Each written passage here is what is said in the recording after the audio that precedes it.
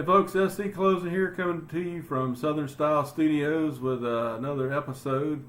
I think this will be episode 9, and I had an idea for this episode. I wasn't really planning on making one yet, but I had a little idea. I was looking through my cell phone. I was trying to delete some stuff off of it to free up some space, and I found an old video on there that my wife had taken a while back when we were playing a show, and the video's okay. It's not, it's just cell phone video, and we did okay on the song. We played it better and we played it worse, but it's decent. And I thought I was kind of intrigued by it because it's the very first video or the very first time I believe I took out a guitar that I had recently at that time traded for, and it was I think it's a '98 Les Paul Special. And it's a red one. It's got P90 pickups in it, and I call it Old Red. And I do believe that may be the first outing for Old Red.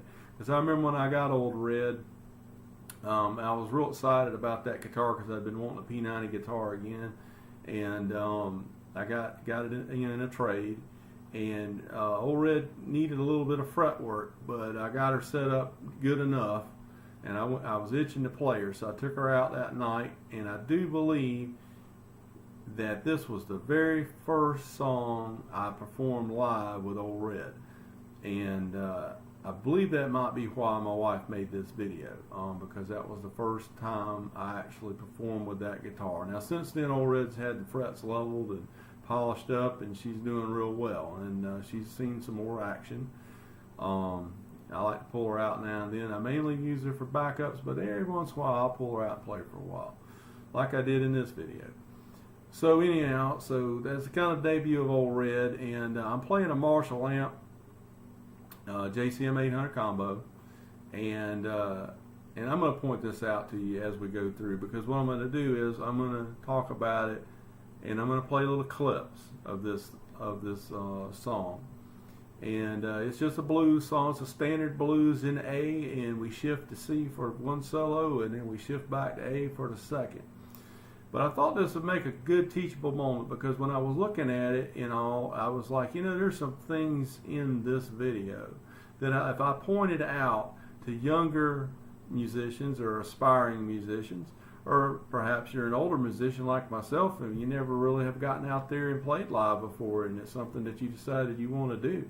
And if that's you, I encourage you to do that, because it's a lot of fun.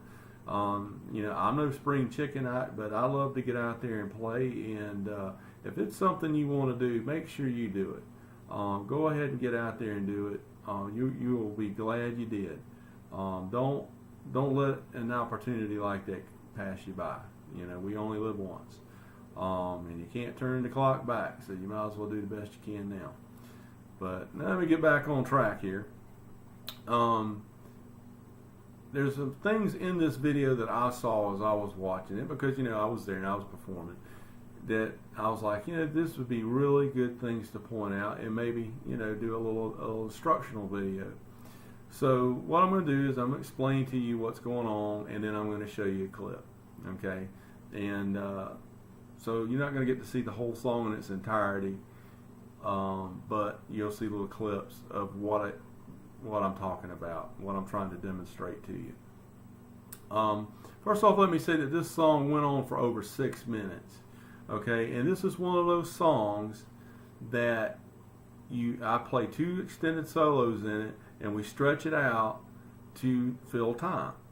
Okay, you got, let's say you got to go play a 4-hour show, and let's say you only have 3 hours worth of material, but you got to fill 4 hours. You need to lengthen your songs. Put an extra solo in, add an original style of intro. Do something that as an intro to the song that's maybe not the actual song, but you could just throw it in to make it longer. You can repeat a verse at the end. Add another solo at the end. Do both. And it fills more space. Especially like a lot of times a lot of this stuff is impromptu. You have to do it as it occurs. You might be playing, and you might have a whole bunch of people start dancing, to a song. Well, if people get up and start dancing, you want to keep them dancing, okay? they're having a great time. You're feeding off of that. You're having more fun. And and the venue owners love it because these people are out there dancing. They're working up a thirst. They're going to buy some drinks. They might buy some food. They're going to stay longer. So it works out all the way around. They're having a good time. You're having a good time, and the venue owners enjoying having you perform because you're making them money. And bottom line is, for the venue owner is they want to make money. We play music for music's sake because we like doing it. We get paid, but it's not much. We do it because we love doing it. But the venue owner has to be able to make money to keep the venue open. And we want the venues to stay open, folks, because that's where we play. Think about it. Okay? So anyway, the first thing I want to talk about in this song, because you're playing a 4-hour, let's say you're playing a 4-hour show and you have one lead singer. The lead singer has to sing all night, 4 hours. That's tough, folks. It's tough to sing 4 hours straight, okay? And maybe you have a lead singer that can do that on a good night. But what if he's not having a good night? What if he's, got a cold? Maybe he's not feeling too well. I mean, we all have to perform when we're not feeling 100%. You have to get up there and do it. I've played shows with the flu. It wasn't easy. It takes some Sufadrine and go on up there and just fight your way through it. It's like when you get booked for these shows and stuff, you don't want to let people down. You want to make these obligations and all, and it's sometimes it's the price you have to pay. But for most part, it's a lot of fun, so we do it. But in any event, I keep getting off track here. But let's get back on this. So you need to give your singer some time to have a break. Now you can have some people fill in here and there. I can sing a song or two, but people are not going to want to hear me sing all night. And you can have other people in your band sing a song or two, and that gives you a singer a break. But it's always good to add some songs like this song here that I'm going to show you in a minute that take up some time, and you have a long instrumental part, and the singer is able to leave the stage and take a little break for a little while. Throw in some songs like that, guys. Okay? So the first thing I'm going to tell you about this song is the singer gets a break. So we go into the song, the singer sings a verse, and that's basically it. He's done. He's done his work, and he's going to walk off the stage, and he's going to go out and mingle in the crowd, and he's going to do a little PR, and talk and schmooze with some people and everything, and all, and still be in front man, even though he's not on the stage, while the rest of us play for a little bit, okay? And like I said, he's getting a break, and we get to get up there and kind of do our thing. I'm going to show you that right here. So watch this. You're going to see the singer's going to finish up singing. I'm going to start going solo. Singer walk off stage right here.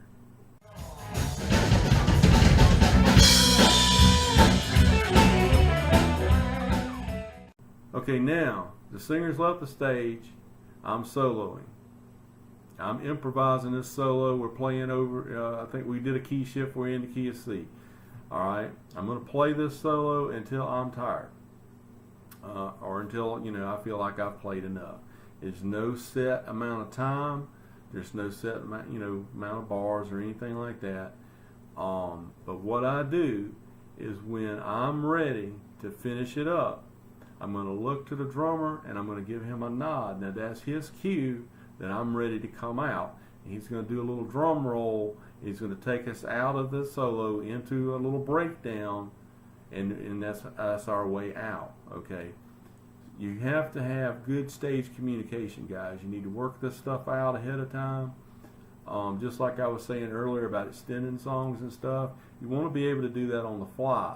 So you want to, plan these things out ahead of time that, hey, if we have dancers or something like that, have somebody give a signal, like usually your lead singer, your front guy, something like that. Have them give a signal to the rest of the band, and then predetermine what you're going to do. Are you going to go into another solo? You're going to repeat a verse? Whatever you're going to do. You have to work these things out ahead of time. Stage communication. Okay, so that's what we do in this song. Instead of trying to count and keep up where everybody is and have to play the same thing all the time, that's not fun. Okay. We work out little signals to give to each other so that we can cue each other when we're going to do something. Okay, and as you play together, after a while, you get used to each other, and everybody picks up on this stuff really easy, and it works really great. So you're going to see that right here. I'm coming out of the solo. I'm ready. Well, I've been playing the solo. I'm ready to come out of it. I'm going to look to the drummer. I'm going to give him a nod, and he's going to roll and take us out. And here it is, right here.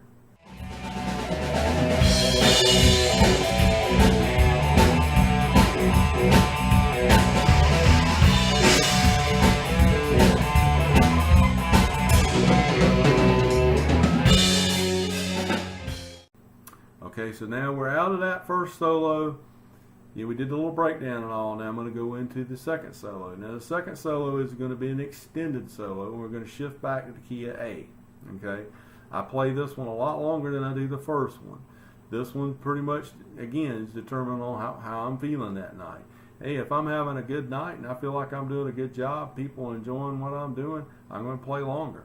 You know, if I'm not having such a good night and I'm not really feeling it, I'm probably not gonna play it that long. I'll probably come out sooner.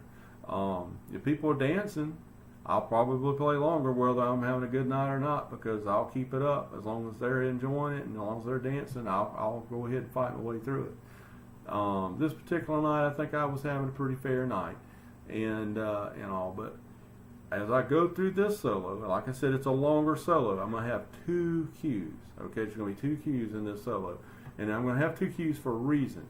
Okay, because this is a longer solo. So the first cue for the drummer is going to be an audio cue. Okay, he's going to hear it. All right, and then he's going to know when he hears that cue that I'm about ready to wind down. I'm only going to play a few more bars. So when he hears that cue, then he knows that he should be listening and ready for my visual cue, which I'll nod again to take him out. So the audio cue is I'm going to hit a power chord. Now I'm going to be soloing along, and I'm just going to hit this power chord. When he hears that, he knows that we're going to be coming out of the solo soon, and he needs to start kind of watching me for that. Okay, because up to that point, you know, he's just having a good time back there jamming. So I'm going to hit the power chord. I'm going to go through that 4 times with a little progression. He's going to kind of bump it up. It's going to be almost like a call and response.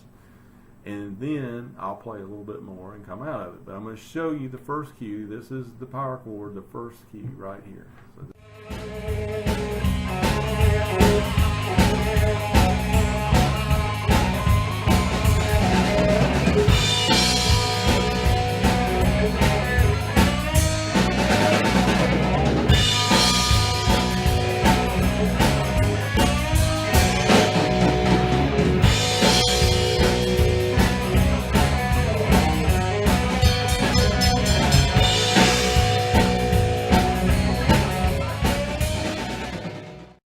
Okay, so now you saw that the first cue I gave the drummer. Now he knows to watch me, because I'm only going to play a few more bars and I'm going to come out of it.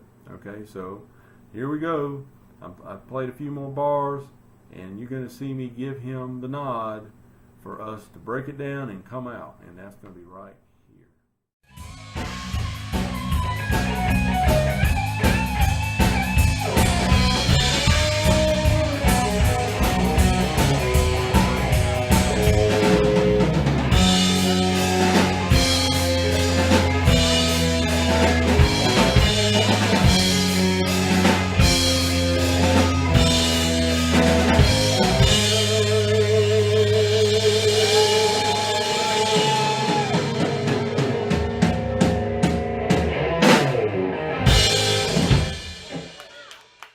Now you saw it right there. I gave him the nod. He went through the little drum roll. We broke it down and we ended the song, and that was it. He brought us out of it.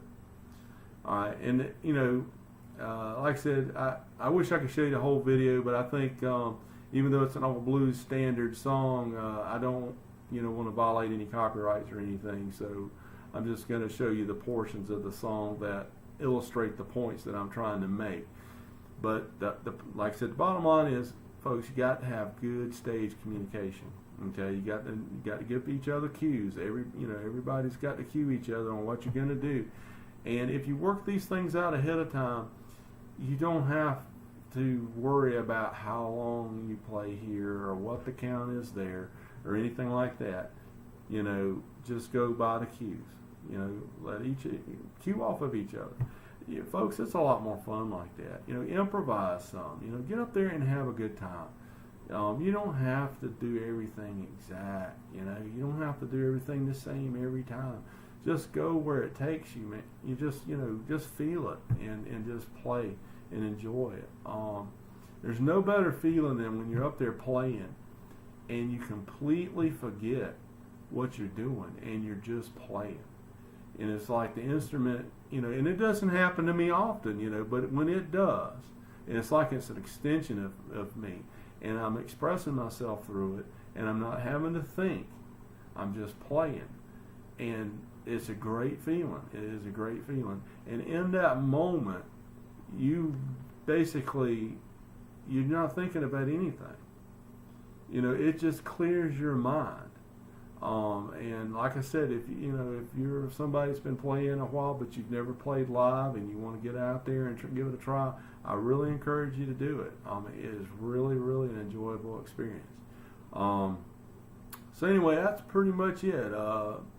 If you guys have any questions or anything like that about performing live, about guitars or tube amplifiers, particularly Marshalls and Fenders, which is what I use, and I like I'm a Les Paul guy, but I've had some experience with these things, and I know a little bit. I'm no expert, and I don't know much, but I know a little bit, and the little bit I know, I think I know pretty well, and I don't mind sharing it with you.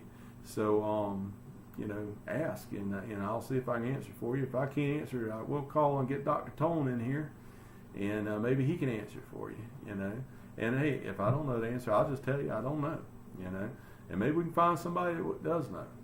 But it's fun to talk about. So go ahead and subscribe, tell your friends, and like I said, give me some comments and make suggestions and ask questions. All right, guys. Until next time, SC Closer, and we'll see you later.